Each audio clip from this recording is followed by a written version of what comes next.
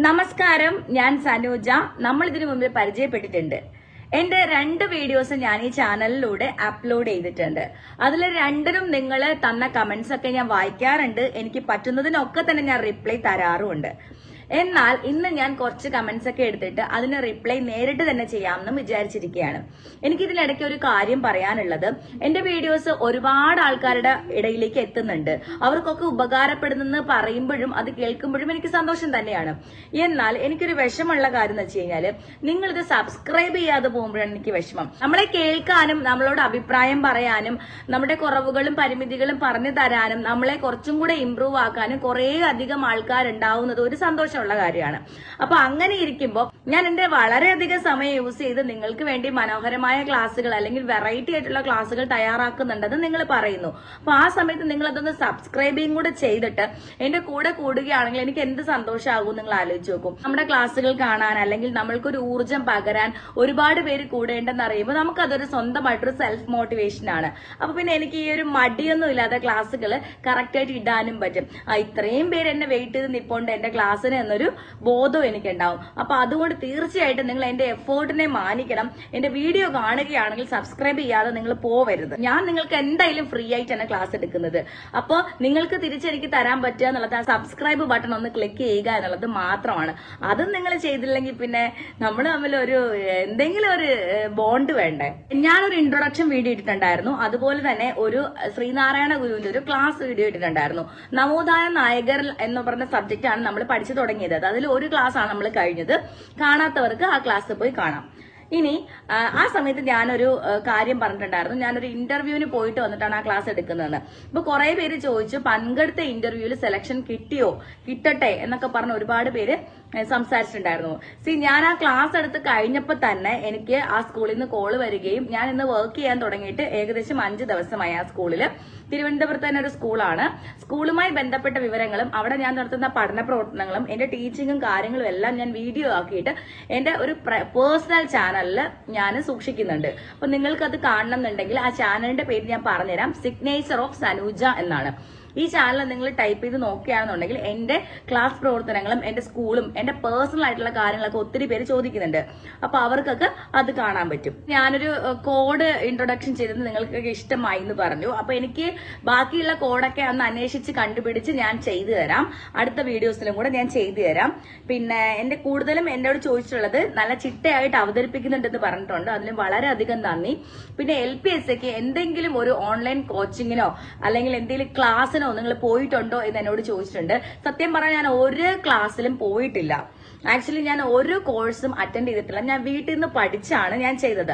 എന്നാൽ പരീക്ഷ തുടങ്ങുന്നതിന് 1 മാസം മുമ്പ് അല്ലെങ്കിൽ 2 മാസം മുമ്പ് എന്തോ ഞാൻ സൈലം എന്ന് പറയുന്ന ഇത് ഓൺലൈൻ ക്ലാസ്സിൽ 2500 രൂപയുടെ പാക്കേജിന് ഞാൻ ചേർന്നിട്ടുണ്ടായിരുന്നു.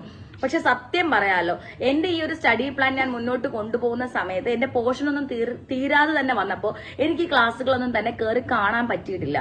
എന്തിനാ അവർ തരുന്ന എക്സാമിന്റെ കുറെ സംഭവങ്ങളുണ്ട്. എക്സാം നോക്കൂന്ന് സത്യം പറഞ്ഞാൽ എനിക്ക് അതിലൊന്നും തന്നെ കയറാനോ അതിനകത്തുള്ള എക്സാം അറ്റൻഡ് ചെയ്യാനോ ഒന്നും തന്നെ സമയം കിട്ടില്ല. കാരണം ഞാൻ എന്റെ സിലബസ് വെച്ചിട്ട് ഞാൻ എന്റേതായിട്ടൊരു ടൈം ടേബിളിൽ പഠിച്ചു പൊക്കോണ്ടിരിക്കുകയായിരുന്നു. അപ്പൊ ഈ സൈലത്തിലോട്ട് എനിക്ക് കടന്നു ചെന്ന് അവരുടെ ക്ലാസ്സുകൾ കേൾക്കാനൊന്നും പറ്റിയിട്ടുണ്ടായിരുന്നില്ല.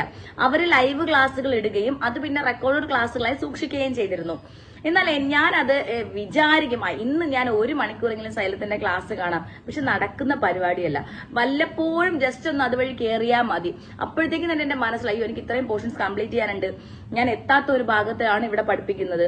അപ്പം എനിക്ക് രണ്ടും കൂടെ എന്തായാലും പറ്റത്തില്ല. എന്റെ മൈൻഡ് സെറ്റ് വെച്ച് എനിക്ക് എന്റേതായ രീതിയിൽ മുന്നോട്ട് പോയപ്പോഴാണ് എനിക്ക് കുറച്ച് ബെറ്റർ ആയിട്ട് തോന്നിയത്.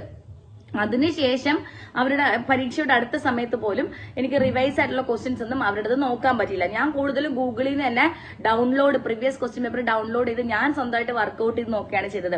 ആക്ച്വലി നിങ്ങൾക്ക് ഒരു ചെറിയ പാക്കേജ്, നിങ്ങൾക്ക് സ്വന്തമായി പഠിക്കാനുള്ള കഴിവും ധൈര്യവും വിശ്വാസവും ഉണ്ടെങ്കിൽ ഏതെങ്കിലും ഒരു 10,000 12,000 ഒന്നും കൊടുക്കാതെ ഒരു ചെറിയ പാക്കേജ് എടുത്ത് അതും കൂടെ ഒരു സൈഡിൽ കൂടെ ആ ദിവസം തന്നെ ഫോളോ ചെയ്ത് പോവുകയാണെങ്കിൽ, എന്നെ പോലെ അല്ല, ഞാൻ ഫോളോ ചെയ്തിട്ടില്ല, വെറുതെ പൈസ കൊടുത്തെടുത്തിട്ടു സൈലത്തിന്റെ ഒരു പാക്കേജ് എന്ന് മാത്രമേ ഉള്ളൂ. എല്ലാവരും സൈലം എന്ന് പറഞ്ഞ പുറകെ പോയപ്പോ ഞാനും വിചാരിച്ചു സൈലത്തിൽ ചേർന്ന എനിക്ക് എന്തായാലും ഫസ്റ്റ് റാങ്ക് തന്നെ കിട്ടും എന്നൊക്കെ വിചാരിച്ച് അങ്ങനെയൊക്കെ ചേർന്നാണ്. പക്ഷെ നമ്മൾ അങ്ങനെയല്ല, നമ്മൾ പഠിക്കുന്നതിനനുസരിച്ചിരിക്കും നമ്മുടെ ഒരു ഇത്. ആ ക്ലാസ്സുകളിലൊക്കെ എല്ലാ ദിവസവും അവർ തരുന്ന റെക്കോർഡഡ് ക്ലാസ് 1 മണിക്കൂറെങ്കിലും വെച്ച് കണ്ട് പിന്നെ നമ്മുടേതായ സ്റ്റഡിയൊക്കെ വെച്ച് നോക്കിക്കഴിഞ്ഞാൽ നമുക്ക് നടന്നേനെ. പക്ഷെ ഇത് കുറച്ച് സമയം നമുക്ക് വേണം. 1 വർഷം മുന്നേ അല്ലെങ്കിൽ 2 വർഷം മുന്നേ ഒക്കെ നമ്മൾ സ്റ്റാർട്ട് ചെയ്യണം. അല്ലാതെ എന്നെ പോലെ 3 മാസം മുമ്പ് ചെയ്ത് കഴിഞ്ഞ് ഇതെല്ലാം കൂടെ ഫോളോ ചെയ്ത് ചെയ്യാൻ പറ്റത്തില്ല. എങ്കിലും ഞാൻ ഓടിക്കതച്ച് എങ്ങനെയൊക്കെയോ ആ റാങ്ക് ലിസ്റ്റിനകത്ത് കയറിപ്പറ്റി. അപ്പോൾ ജസ്റ്റ് ഒന്ന് ക്രാക്ക് ചെയ്തെടുത്തെന്ന് വേണമെങ്കിൽ പറയാം.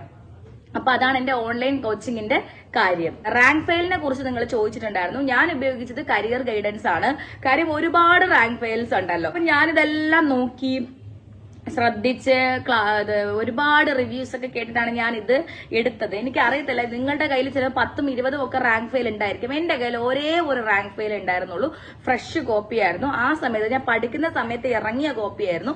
അത് വെച്ചിട്ടാണ് ഞാൻ പഠിച്ചത്. സത്യം പറയാലോ, എന്നെ സംബന്ധിച്ച് ഞാൻ എന്റേതായ ഒരു റൂട്ടിലാണ് പോയത്. നിങ്ങൾക്ക് എന്നേക്കാളും ഒരുപാട് അറിവുകൾ, ചിലപ്പോൾ റിസോഴ്സുകൾ നിങ്ങൾക്ക് ഉണ്ടായിരിക്കാം. അതെനിക്ക് അറിയത്തില്ല. ഞാൻ സ്വന്തമായി നോട്ട് തയ്യാറാക്കി എന്റെ കുറച്ച് ടിപ്പുകളും കോഡുകളും ഉപയോഗിച്ചു. പിന്നെ യൂട്യൂബിലെ ക്ലാസ്സുകൾ കണ്ടു. പിന്നെ ഈ റാങ്ക് ഫെയിൽ ഞാൻ യൂസ് ചെയ്തു. ഇങ്ങനെയൊക്കെയാണ് എന്റെ പഠനം എന്ന് പറയുന്നത്. പിന്നെ കുറെ പേര് ചോദിച്ചിട്ടുണ്ട് മറ്റ് ക്ലാസ്സുകൾ, മറ്റ് ടോപ്പിക്കുകൾ, ക്ലാസ്സുകൾ എനിക്ക് തരണം. ക്ലാസ്സുകളിൽ കയറുന്നതും അത് കാണുന്നതും ഞങ്ങൾക്ക് ഇൻട്രസ്റ്റ് ഉള്ള കാര്യമാണ്. നിങ്ങൾ പഠിപ്പിക്കുമ്പോൾ ഞങ്ങൾക്ക് മനസ്സിലാവുന്നുണ്ട്. ഒരു വെറൈറ്റി ടൈപ്പിലാണ് നിങ്ങൾ ചെയ്യുന്നത്. അപ്പൊ ഞങ്ങൾക്കത് ഉപകാരപ്രദമാണ്. ഇനിയും ക്ലാസ്സുകൾ ഇടണം എന്നൊക്കെ ആൾക്കാർ പറയുന്നുണ്ട്. ഇനിയും ഞാൻ ക്ലാസ്സുകൾ ഇടാൻ തയ്യാറാണ്. നിങ്ങൾ സബ്സ്ക്രൈബ് ചെയ്യുകയാണെങ്കിൽ മാത്രം. എനിക്ക് അത്രേ പറയാനുള്ളൂ. പിന്നെ ഇല്ലാന്നുണ്ടെങ്കിൽ ഞാൻ വിചാരിക്കും ഇത്ര സബ്സ്ക്രൈബേഴ്സ് അല്ലേ ഉള്ളൂ, കുറച്ച് നാൾ അങ്ങനെ ഇരിക്കാം, നമുക്ക് വെയിറ്റ് ചെയ്യാം, കുറച്ച് ദിവസം കഴിഞ്ഞിട്ട് ക്ലാസ് ഇടാം എന്നൊക്കെ ഒരു മടി എനിക്കുണ്ടാവും. അതുകൊണ്ട് നിങ്ങൾ ഷെയർ ചെയ്യണം, സബ്സ്ക്രൈബ് ചെയ്യണം, ലൈക്ക് ചെയ്യണം, എന്നെ പ്രോത്സാഹിപ്പിക്കണം. പിന്നെ വേറൊരു കാര്യം എന്ന് വെച്ചാൽ ഞാനിപ്പോൾ സ്കൂളിലും കൂടെ വർക്ക് ചെയ്യുന്നത് കൊണ്ട് ഞാൻ ഒരാഴ്ചയിൽ മീൻസ് എല്ലാ ദിവസവും ഓരോ ക്ലാസ് വെച്ച് ഇടണം എന്ന് വിചാരിച്ചിരുന്ന ഒരാളാണ് ഞാൻ. പക്ഷെ എനിക്കിപ്പോൾ ആഴ്ചയിൽ 2 ക്ലാസ്സെങ്കിലും ഞാൻ ഇടും എന്നുള്ള ഉറപ്പ് ഞാൻ നിങ്ങൾക്ക് തരികയാണ്. കാരണം സ്കൂളിൽ പോയി ഒന്ന് സെറ്റ് ആവാൻ, അവിടുത്തെ കാര്യങ്ങളുമായിട്ടൊക്കെ ഒന്ന് കലർന്നു വരാനായിട്ട് എനിക്കൊരു 5 ദിവസം വേണ്ടി വന്നു. ഇപ്പൊ ഞാൻ അതിന്റെ ട്രാക്കിലാണ്. അത്രയും കാര്യങ്ങളാണ് പറയാനുള്ളത്. അപ്പൊ എന്നെ സപ്പോർട്ട് ചെയ്യുക. എന്റെ വീഡിയോസ് ഇഷ്ടപ്പെടുകയാണെങ്കിൽ, എന്റെ ക്ലാസ്സുകൾ ഇഷ്ടപ്പെടുകയാണെങ്കിൽ, എന്റെ പഠന രീതി ഇഷ്ടപ്പെടുകയാണെങ്കിൽ തീർച്ചയായിട്ടും എന്നെ സപ്പോർട്ട് ചെയ്യുക. സബ്സ്ക്രൈബുകളുടെ രൂപത്തിലും ലൈക്കുകളുടെ രൂപത്തിലും നിങ്ങൾ എന്നെ സപ്പോർട്ട് ചെയ്യുക. ഇന്ന് നമ്മൾ പഠിക്കാൻ പോകുന്നത് ചാവറ അച്ഛനെ കുറിച്ചാണ്. ചാവറ അച്ഛനെ കുറിച്ച് ഏകദേശം ധാരണകളൊക്കെ നമുക്ക് ഉണ്ടായിരിക്കാം. എന്നാൽ ഇദ്ദേഹത്തിനെ കുറിച്ച് ഒന്നും അറിയാത്ത ആൾക്കാരെയാണ് ഞാൻ കൂടുതലും ഫോക്കസ് ചെയ്യുന്നത്. PSC എന്ന് പറയുന്ന സാധനത്തിനെ കുറിച്ച് ഒരു വകയും അറിഞ്ഞാത്ത ചില ആൾക്കാർ കാണും. അവരെ ഫോക്കസ് ചെയ്തിട്ടാണ് ഞാൻ ക്ലാസ്സുകൾ ക്രിയേറ്റ് ചെയ്യുന്നത്. അല്ലാത്തവരെ സംബന്ധിച്ച് ഇതൊക്കെ എനിക്ക് അറിയാവുന്ന കാര്യമാണല്ലോ, ബോറാണല്ലോ, ഇത് എന്ത് കഷ്ടമായെന്ന് തോന്നും. അതുകൊണ്ട് ഞാൻ അറിഞ്ഞൂടാത്തവർക്ക് വേണ്ടി വളരെ സ്ലോയില്, സമാധാനത്തില് അവരെ പറഞ്ഞ് മനസ്സിലാക്കുന്ന രീതിയിലാണ് ക്ലാസ്സുകൾ മുന്നോട്ട് കൊണ്ടുപോകുന്നത്. ആ ഒരു സാഹചര്യത്തിൽ ചിലപ്പോൾ അറിയാന്നുള്ളവരെ സംബന്ധിച്ച് ഇത് ബോറായി തോന്നാം. എന്നാൽ നിങ്ങളൊരു റിവിഷൻ ക്ലാസ് ആയിട്ട് മാത്രം ഇതിനെ കണ്ടു നോക്കിയാൽ ആ പ്രശ്നവും പരിഹരിക്കാം. ആദ്യം തന്നെ കുറച്ച് പോയിന്റുകളായിട്ടാണ് ഞാൻ പറയാൻ പോകുന്നത്. കഴിഞ്ഞ ക്ലാസ്സിൽ ഞാൻ കുറച്ച് വീഡിയോസും കാര്യങ്ങളൊക്കെ ഉൾപ്പെടുത്തിയാണ് ഞാൻ പറഞ്ഞത്. എന്നാൽ ഈ ക്ലാസ്സിൽ ഞാൻ കുറച്ച് പോയിന്റുകൾ നിങ്ങൾക്ക് നേരിട്ട് തന്നെ നൽകുകയാണ്. മേജർ ആയിട്ടുള്ള ഇമ്പോർട്ടന്റ് ആയിട്ടുള്ള കാര്യങ്ങൾ പോയിന്റ് ഔട്ട് ചെയ്ത് ഞാൻ ചാവറ അച്ഛനെ കുറിച്ച് മുഴുവനായിട്ട് എഴുതി വെച്ചിട്ടുണ്ട്. അപ്പൊ അതാണ് ഞാൻ ഇന്നത്തെ ക്ലാസ്സിൽ നിങ്ങൾക്ക് വേണ്ടി തരുന്നത്. അത് കൃത്യമായി ഫോളോ ചെയ്യുകയാണെങ്കിൽ അദ്ദേഹത്തിന്റെ ടൈം ലൈൻ, അദ്ദേഹത്തിന്റെ ജീവിതത്തിലെ പ്രധാന മേജർ ആയിട്ടുള്ള കാര്യങ്ങൾ നമുക്ക് മനസ്സിലാകും. അത് കൃത്യമായി എഴുതാനും പറ്റും. ചവറ് പോലെയുള്ള ഒരു പഠനത്തെക്കാളും ഇമ്പോർട്ടന്റ് ആയിട്ടുള്ള കാര്യങ്ങളാണ് ഞാൻ നിങ്ങൾക്ക് വേണ്ടി ആദ്യം തരുന്നത്. ഇതിന്റെ ഒടുവിൽ ഞാൻ ഇദ്ദേഹത്തിനെ കുറിച്ച് വളരെ ഡീറ്റെയിൽ ആയിട്ടുള്ള വിവരങ്ങളും തരുന്നുണ്ട്.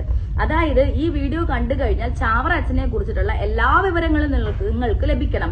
മറ്റൊരു വീഡിയോയും നിങ്ങൾക്ക് ആശ്രയിക്കേണ്ടതായും വരരുത്. ഇതാണ് എന്റെ ഉദ്ദേശ ലക്ഷ്യം എന്ന് പറയുന്നത്.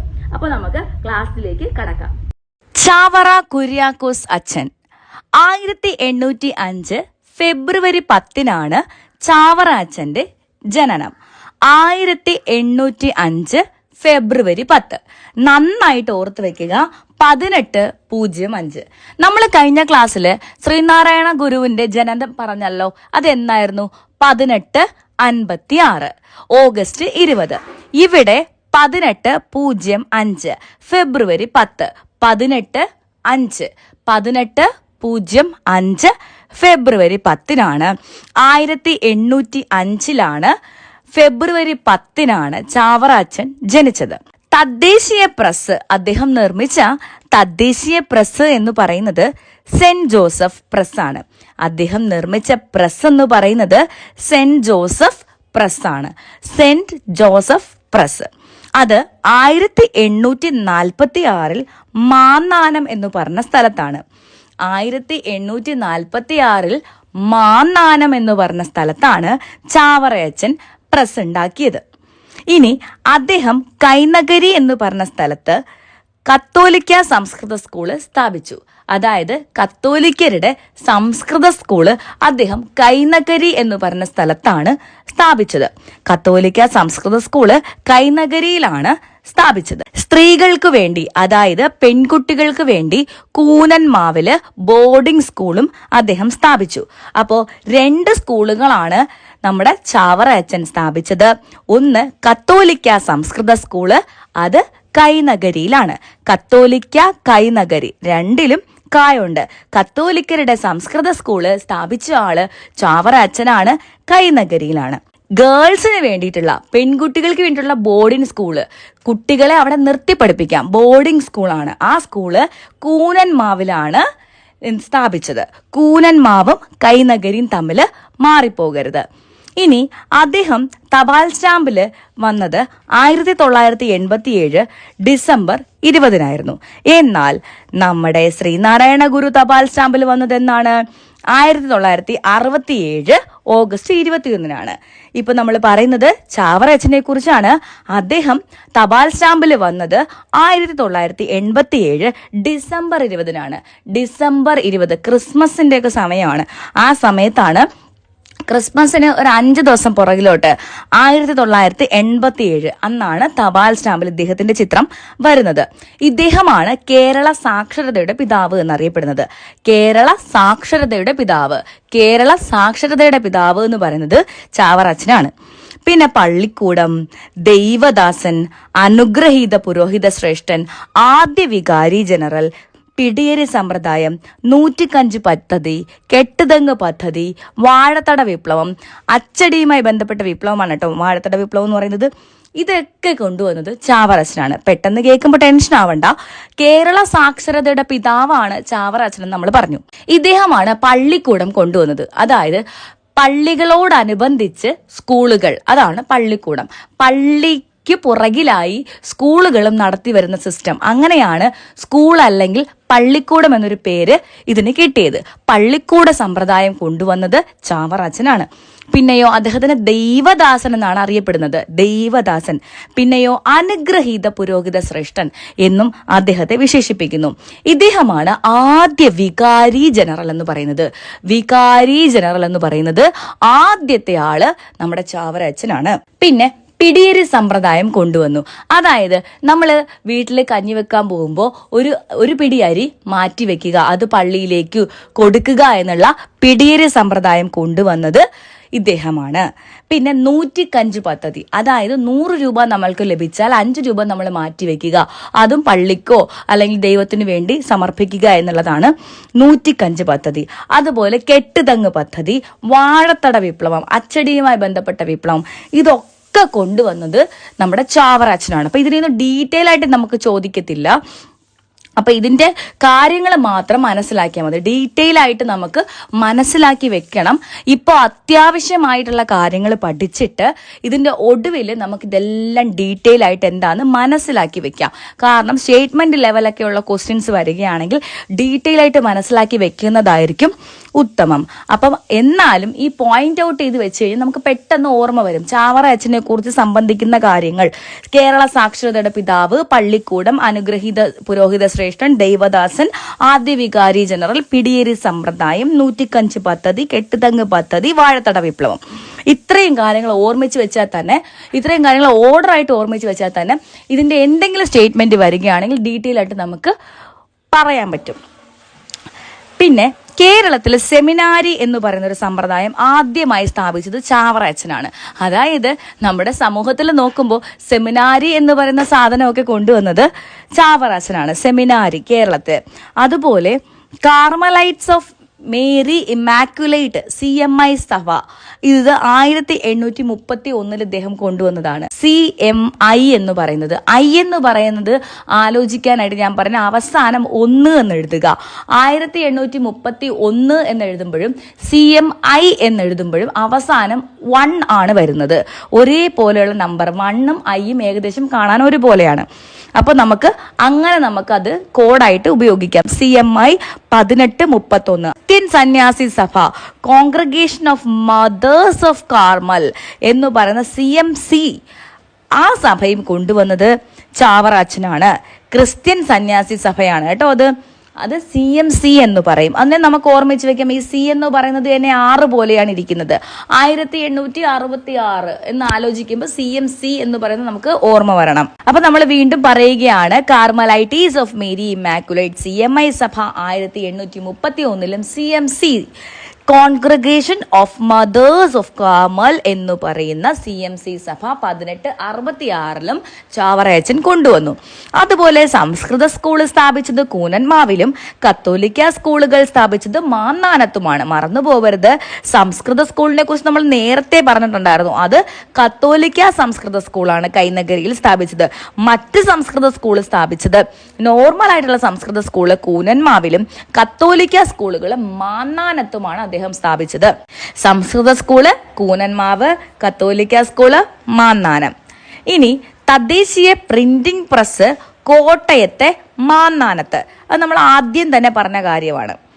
ആദ്യ ബുക്ക് ഏതാണ് ഇദ്ദേഹത്തിന്റെ? ജ്ഞാനപീയൂഷം. ആദ്യ പത്രം ഏതാണ്? 1877 നസ്രാണി ദീപിക. ഇതാണ് അദ്ദേഹം ഇറക്കിയ ആദ്യത്തെ പത്രം എന്ന് പറയുന്നത്. ഇദ്ദേഹത്തിന്റെ ആദ്യത്തെ ബുക്ക് ജ്ഞാനപീയൂഷമാണ്. ജ്ഞാനപീയൂഷം ആദ്യ പത്രം 1877 നസ്രാണി ദീപിക. ഇത് തന്നെയാണ് ഏറ്റവും ഓൾഡസ്റ്റ് ആയിട്ടുള്ള പേപ്പറും ഓൾഡസ്റ്റ് ആയിട്ടുള്ള ഓൺലൈൻ പേപ്പറും ഏതെന്ന് ചോദിച്ചു കഴിഞ്ഞാൽ നസ്രാണി ദീപികയാണ്. ചാവറയച്ചന്റെ നസ്രാണി ദീപിക 1877 പുറത്തിറക്കിയ ഈ പത്രമാണ് ഏറ്റവും ഓൾഡസ്റ്റ് ആയിട്ടുള്ള പേപ്പറും ഏറ്റവും ഓൾഡസ്റ്റ് ആയിട്ടുള്ള ഓൺലൈൻ പേപ്പറും ഇത് തന്നെയാണ്. ഇനി ഇതിന്റെ പത്രാധിപർ ആരാണ്? മാണിക്കത്തനാറാണ് ഇതിന്റെ പത്രാധിപർ. 1986 ഫെബ്രുവരിയിലാണ് ഇദ്ദേഹം വാഴ്ത്തപ്പെട്ടവനായത്. 1986 ഫെബ്രുവരിയിലാണ് വാഴ്ത്തപ്പെട്ടവനായത്. ഇതിൽ ഈ ഒരു ചാവറച്ചനെ കുറിച്ച് പഠിക്കുമ്പോൾ കുറച്ചധികം വർഷങ്ങളുണ്ട്. ഞാൻ ശ്രീനാരായണ ഗുരുവിന്റെ വർഷങ്ങളെല്ലാം ഓർഡർ ആക്കിയിട്ടാണ് തന്നത്. ഇപ്രാവശ്യം ഞാൻ വീണ്ടും അങ്ങനെ തന്നെ ചെയ്യുകയാണെങ്കിൽ നിങ്ങൾക്ക് ബോറടിക്കും. പിന്നെ ആ വർഷങ്ങളും ഈ വർഷങ്ങളും തമ്മിൽ മാറിപ്പോവും. അതുകൊണ്ടാണ് ഞാൻ ഈ വിവരങ്ങളും വർഷങ്ങളും കൂടെ മിക്സ് ചെയ്ത് തന്നത്. പഠിച്ച് തന്നെ മുന്നോട്ട് പോവുക. അല്ലാതെ പോയി കഴിഞ്ഞാൽ ഈ ഒരു ക്ലാസ് വളരെ ബോറായിട്ട് തോന്നും. ഒരു പോയിന്റ് പഠിച്ചതിന് ശേഷം മാത്രമേ ഇനി എത്ര സമയം എടുത്താലും അടുത്ത പോയിന്റ് പഠിക്കാവൂ. അല്ലാതെ ജസ്റ്റ് ഈ വീഡിയോ മൊത്തം ഒന്ന് ഓടിച്ച് കണ്ടിട്ട് മടക്കി വെച്ചിട്ട് വീട്ടിൽ പോവാന്ന് വിചാരിച്ചിരിക്കരുത്. 1986 ഫെബ്രുവരിയിലാണ് വാഴ്ത്തപ്പെട്ടവൻ ആയത്. 1986 വാഴ്ത്തപ്പെട്ടവനായത്. കൂടെ ആരൊക്കെ വാഴ്ത്തപ്പെട്ടു? അൽഫോൺസാമയും അതുപോലെ ചാവറയച്ചനും ഒരുമിച്ചാണ് വാഴ്ത്തപ്പെട്ടവർ എന്നുള്ള ലിസ്റ്റിലേക്ക് പോയത്. 986 986 ഫെബ്രുവരി മാസം ആണ് എന്ത് ചെയ്തത്? ഇദ്ദേഹം വാഴ്ത്തപ്പെട്ടവനായത്. ഇദ്ദേഹം ജനിച്ചതും ഫെബ്രുവരി മാസമാണ് 10-ാം തീയതി 1805. ഇദ്ദേഹം വാഴ്ത്തപ്പെട്ടവനായത് 1986 ഫെബ്രുവരിയിലാണ് വിത്ത് അൽഫോൺസാമ. ഇനി 987 ഡിസംബർ 20 ഇന്ത്യയുടെ സ്റ്റാമ്പിൽ വന്നത്. 987 ഡിസംബർ 20 തപാൽ സ്റ്റാമ്പിൽ വന്ന കാര്യം നമ്മൾ നേരത്തെ പറഞ്ഞിട്ടുണ്ട്. 2014 നവംബർ 23 ഇദ്ദേഹം വിശുദ്ധനായത്. വാഴ്ത്തപ്പെട്ടവനായതെന്നാണ് 86. 986 ഫെബ്രുവരി മാസം അൽഫോൺസാമയോടൊപ്പം കൂടി വാഴ്ത്തപ്പെട്ടവനായി. എന്നാൽ ഇനി വിശുദ്ധനാവുകയാണ്. മറന്നു പോകരുത്, മാറിപ്പോകരുത്. വിശുദ്ധനാകുന്നത് 2014 നവംബർ 23 എന്തായാലും നിങ്ങൾ വർഷങ്ങൾ കഷ്ടപ്പെട്ട് പഠിച്ചു വെച്ചേ പറ്റുള്ളൂ. 2014 നവംബർ 23 വിശുദ്ധനായത്. കൂടെ ഏവുപ്രാസിയമ്മ എന്ന് പറയുന്ന അല്ലെങ്കിൽ യൂഫ്രേഷ്യ എന്ന് പറയുന്ന അമ്മയും കൂടെ ഉണ്ടായിരുന്നു. 2014 നവംബർ 23 എന്താണ്? വിശുദ്ധനായി. വിത്ത് ഏവുപ്രാസ്യമ്മ. അവരുടെ മറ്റൊരു പേര് യൂഫ്രേഷ്യ എന്നാണ്. ചാവറ അച്ഛനും ഇവരും കൂടിയാണ് എന്തായത്? വിശുദ്ധനായിട്ട് മാറിയത്. വാഴ്ത്തപ്പെട്ട കാര്യം ഞാൻ പറഞ്ഞു. 86 986 ഫെബ്രുവരി മാസം ആണ്. എന്നാൽ വിശുദ്ധനായി പ്രഖ്യാപിച്ചത് 2014 ഇങ്ങെത്തി. 2000 ശേഷം നവംബർ 23 ആണ് ഇദ്ദേഹം വിശുദ്ധനായത്. അപ്പൊ ഇത്രയും കാര്യങ്ങളാണ് ചാവറ അച്ഛനെ കുറിച്ച് നമ്മൾ പറഞ്ഞത്. അപ്പൊ എല്ലാവരും ശ്രദ്ധയോടെ കേട്ടിരിക്കുക. നിങ്ങൾ ഇത് കണ്ടിട്ട് നിങ്ങൾ സ്വന്തമായിട്ട് നോട്ട് എഴുതണമെങ്കിൽ എഴുതാം, ഇല്ല ഇത് തന്നെ സ്ക്രീൻഷോട്ട് എടുത്ത് വെച്ച് പഠിക്കാം എന്നാണെങ്കിൽ അങ്ങനെ ചെയ്യാം, അല്ല ഇപ്പൊ തന്നെ കൂടെ പഠിച്ചു പോവുകയാണെങ്കിൽ അങ്ങനെയും ചെയ്യാം. അപ്പം ഇത്തരം കാര്യങ്ങൾ മാത്രമേ നമുക്ക് ചാവറ അച്ഛനെ കുറിച്ച് വളരെ ഇമ്പോർട്ടൻ്റ് ആയിട്ട് നമുക്ക് മനസ്സിലാക്കാൻ വേണ്ടി ഉള്ളൂ. എന്നാൽ കുറച്ചുകൂടെ ഡീറ്റെയിൽ ആയിട്ട് ഞാൻ നിങ്ങൾക്ക് പറഞ്ഞു തരാനായിട്ട് തയ്യാറാണ്. കുര്യാക്കോസ് ഏലിയാസ് ചാവറ 1805 തൊട്ട് 1871 വരെയാണ് അദ്ദേഹത്തിന്റെ കാലഘട്ടം. ചാവറ അച്ഛൻ 1805 ഫെബ്രുവരി 10 ആലപ്പുഴ ജില്ലയിലെ കൈനഗരിയിലാണ് ജനിച്ചത്. ആലപ്പുഴ ജില്ലയിലെ കൈനഗരിയിലാണ് ജനിച്ചത്. നമ്മൾ എങ്ങനെ ഓർമ്മിക്കും? നമ്മൾ കുഞ്ഞുങ്ങളെയൊക്കെ കയ്യിലല്ലേ വാങ്ങുക. അപ്പൊ ചാവറ അച്ഛൻ ചാവറ അച്ഛന്റെ അച്ഛൻ ഫാദർ സ്വന്തം കയ്യിലേക്ക് ചാവറ അച്ഛനെ മേടിക്കുന്നു എന്ന് ആലോചിച്ചാൽ മതി കേട്ടോ. അപ്പൊ 1805 ഫെബ്രുവരി മാസം 10 ആലപ്പുഴ ജില്ലയിലെ കൈനഗരിയിലാണ് ചാവറ അച്ഛൻ ജനിച്ചത്. വിദ്യാഭ്യാസവും പുസ്തക പ്രകാശനവും ഉൾപ്പെടെ കർമ്മങ്ങളിലൂടെ കേരളീയ നവോത്ഥാനത്തിന് മഹനീയ സംഭാവനകൾ നൽകിയ ചാവറ അച്ഛൻ സാക്ഷരതയുടെ പിതാവെന്ന് വിളിക്കപ്പെടുന്നു. ഈ കാര്യമാണ് ഞാൻ നേരത്തെ പറഞ്ഞു തന്നത്. അനുഗ്രഹീത പുരോഹിത ശ്രേഷ്ഠൻ, ദൈവദാസൻ എന്നിങ്ങനെ അറിയപ്പെടുന്ന സാമൂഹ്യ പരിഷ്കർത്താവ് ആരാണ്?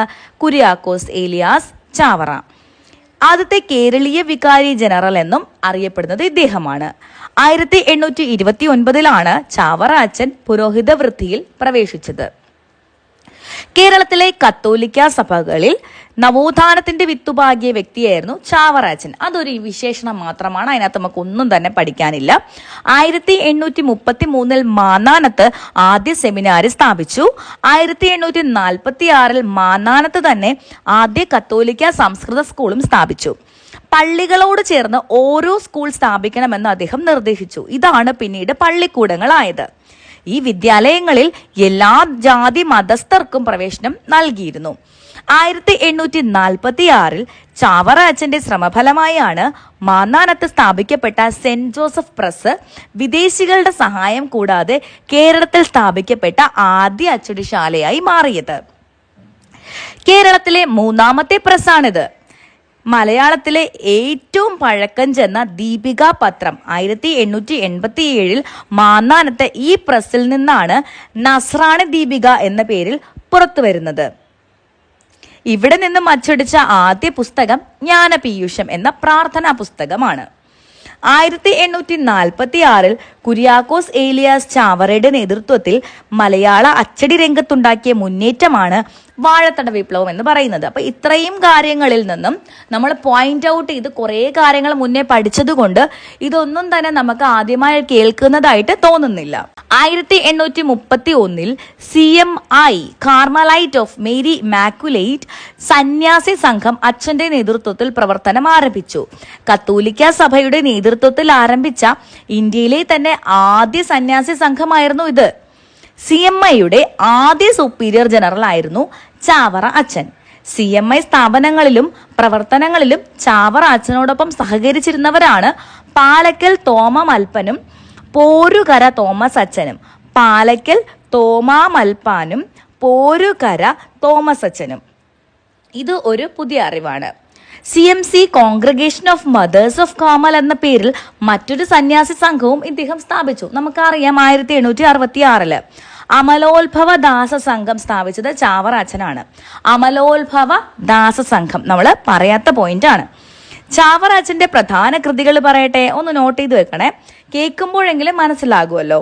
ആത്മാനുതാപം, അനസ്താസിയയുടെ രക്തസാക്ഷ്യം, ധ്യാന സല്ലാപങ്ങൾ, ഒരു നല്ല അപ്പന്റെ ചാവരുൾ, കൂനമ്മാവ് മഠം, 40 മണിയുടെ ക്രമം, കനോന നമസ്കാരം, മരണപർവം, നളാഗമങ്ങൾ, മരണവീട്ടിൽ പാടുന്നതിനുള്ള പാന. പിടിയേരി സമ്പ്രദായം നടപ്പിലാക്കിയ സാമൂഹിക പരിഷ്കർത്താവാണ്. പിടിയേരി സമ്പ്രദായത്തിന്റെ പിതാവ് എന്നും ഇദ്ദേഹം അറിയപ്പെടുന്നു. നമ്മൾ പറഞ്ഞ കാര്യമാണ്. അതുപോലെ 105 പദ്ധതി, കെട്ടുതെങ്ങ് പദ്ധതി എന്നിവ നടപ്പിലാക്കിയ സാമൂഹിക പരിഷ്കർത്താവും നമ്മുടെ ചാവറ അച്ഛനാണ്. സെന്റ് ഫിലോമിനാസ് പള്ളിയിലാണ് ചാവറ അച്ഛൻ അവസാന നാളുകളിൽ കഴിഞ്ഞിരുന്നത്. 1871 ജനുവരി 3 അദ്ദേഹം അന്തരിച്ചു. കൊച്ചിയിലെ കൂനമ്മാവ് എന്ന സ്ഥലത്ത് വെച്ചാണ് അദ്ദേഹം അന്തരിച്ചത്. 1986 ഫെബ്രുവരി 8 ചാവറ അച്ഛനെ വാഴ്ത്തപ്പെട്ടവനായി അന്നത്തെ മാർപ്പാപ്പ ജോൺ പോൾ II പ്രഖ്യാപിച്ചു. 987 തപാൽ വകുപ്പ് ചാവറ അച്ഛൻ സ്മാരക സ്റ്റാമ്പ് പുറത്തിറക്കി. 2014 നവംബർ 23 ചാവറ അച്ഛനെയും ഏവുപ്രാസ്യാമ്മയെയും വത്തിക്കാനിലെ സെന്റ് പീറ്റേഴ്സ് ചത്തുരത്തിൽ വെച്ച് ഫ്രാൻസിസ് മാർപ്പാപ്പ വിശുദ്ധരായി പ്രഖ്യാപിച്ചു. ചാവരുൾ എന്ന കൃതി രചിച്ചത് MK സാനു ആണ്. ചാവറ അച്ഛൻ ഒരു രേഖാചിത്രം എന്ന കൃതി രചിച്ചത് KC ചാക്കോ ആണ്. ഇത്രയും വിവരങ്ങളേ ഉള്ളൂ ചാവറ അച്ഛനെ കുറിച്ച് നമ്മൾ അത്യാവശ്യം മനസ്സിലാക്കേണ്ട കാര്യങ്ങൾ. ഇതിലും കൂടുതൽ നിങ്ങൾക്ക് വിവരങ്ങൾ വേണമെങ്കിൽ മറ്റൊരുപാട് ഗൈഡുകളും റാങ്ക് ഫെയിലുകളും അന്വേഷിച്ച ശേഷം യൂട്യൂബിലെ ചാവറ അച്ഛനെ കുറിച്ചുള്ള എല്ലാ വീഡിയോകളും കണ്ടു കഴിഞ്ഞാലും നമ്മൾക്ക് ഇത്രയധികം വിവരങ്ങൾ മാത്രമേ ലഭിക്കൂ എന്നാണ് എനിക്ക് തോന്നുന്നത്. എന്തായാലും ഇന്നത്തെ ക്ലാസ് നിങ്ങൾക്ക് പ്രയോജനം ഉണ്ടായി എന്ന് വിചാരിക്കട്ടെ. പ്രത്യേകിച്ച് ഒന്നും തന്നെ ഞാൻ കോഡായിട്ട് ഉൾപ്പെടുത്തിയിട്ടില്ല. കാര്യം ഒരു ഈസി ടോപ്പിക് ആയതുകൊണ്ടാണ്. ക്ലാസ് നിങ്ങൾക്ക് ഇഷ്ടപ്പെട്ടു എന്ന് വിചാരിക്കുന്നു. ചെറിയൊരു തിരക്കിലാണ് ഞാൻ ഈ ക്ലാസ് തയ്യാറാക്കിയത്. എന്നാലും എല്ലാ ആഴ്ചയിലും ഒരു 3-4 ക്ലാസ്സെങ്കിലും വെച്ചിടണം എന്ന് എനിക്കുണ്ട്. ഓരോ ക്ലാസ്സും ഒന്നിനൊന്ന് വ്യത്യസ്തമായിട്ടൊന്നും ഞാൻ ആഗ്രഹിക്കുന്നു. നിങ്ങൾ ഏത് തരത്തിലാണ് ക്ലാസ്സുകൾ കാണാൻ ആഗ്രഹിക്കുന്നതെന്ന് എന്നോടൊന്ന് പറയൂ.